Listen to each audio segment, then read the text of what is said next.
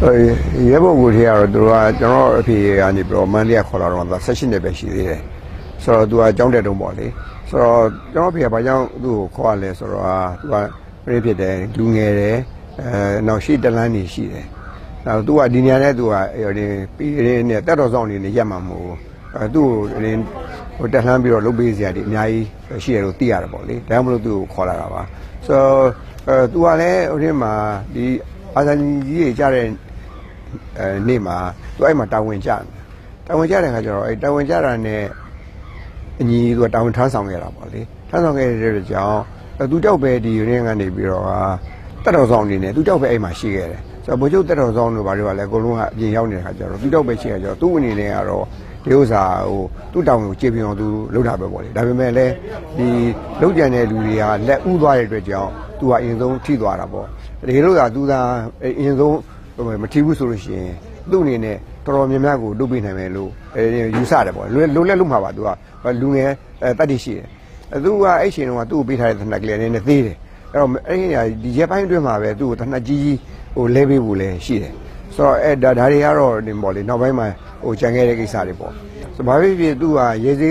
စမ်းတတ်တည်ရှိတယ်လူငယ်တယောက်ဖြစ်တယ်သူ့ကိုယုံကြည်နဲ့ထားတယ်ဒါမှမဟုတ်ဗိုလ်ချုပ်အောင်ဆန်းနဲ့အနီးဆုံးအခန်းကဥရဇာခန်းကဗိုလ်ချုပ်အောင်ဆန်းနဲ့ကိုက်ရဲပဲဆိုတော့အဲ့ခါမှာသူ့ကိုတနက်နဲ့သူ့ကိုဒီလိုတာဝန်ပေးတယ်မဟုတ်လို့ရှိရင်သူ့ကိုဘယ်တာဝန်ပေးပါမလဲ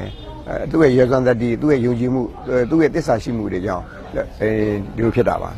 သူကအမှန်မှပဲအလုံးကနေဒီဥစ္စာတော့ဂုဏ်ယူရမှာပါ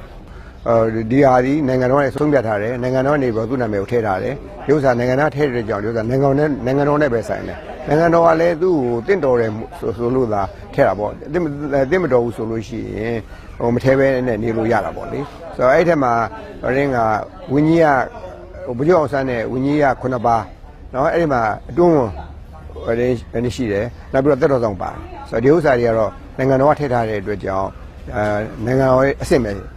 သူ့မှာရှိပါတယ်ဘာသာတရားကိုရှင်းရမ်းတင်ပြီးတော့ပြောဆိုနေရတာတွေရှိတယ်ပေါ့လေဘာသာတရားဆိုတာလေကိုယ့်ရဲ့ယုံကြည်မှုရိုးရာစင်လာကြောင့်လှုပ်လာတွေရှိတာကိုချို့တွေကတော့ဒီဘာသာကိုယူလို့ဒီလိုဖြစ်လာတာဆိုတာမဟုတ်ဘူးဟုတ်လားမလားကိုယ့်ရဲ့ရိုးရာကနေပြီးစဉ်းစားလာကြတာဆိုတော့ဒါကိုတော့ဘာဖြစ်လူတွေကတော့ဟောလာသစ္စာရှိနဲ့ကိုယ့်ရဲ့ဘိုးစဉ်ပေါင်းဆက်ကလှုပ်ခဲ့တာတွေကိုဟိုဆက်ပြီးလှုပ်နေကြတာပေါ့လေဘာသာတရားဆိုတာတော့ရှင်းရမ်းတင်ပြီးတော့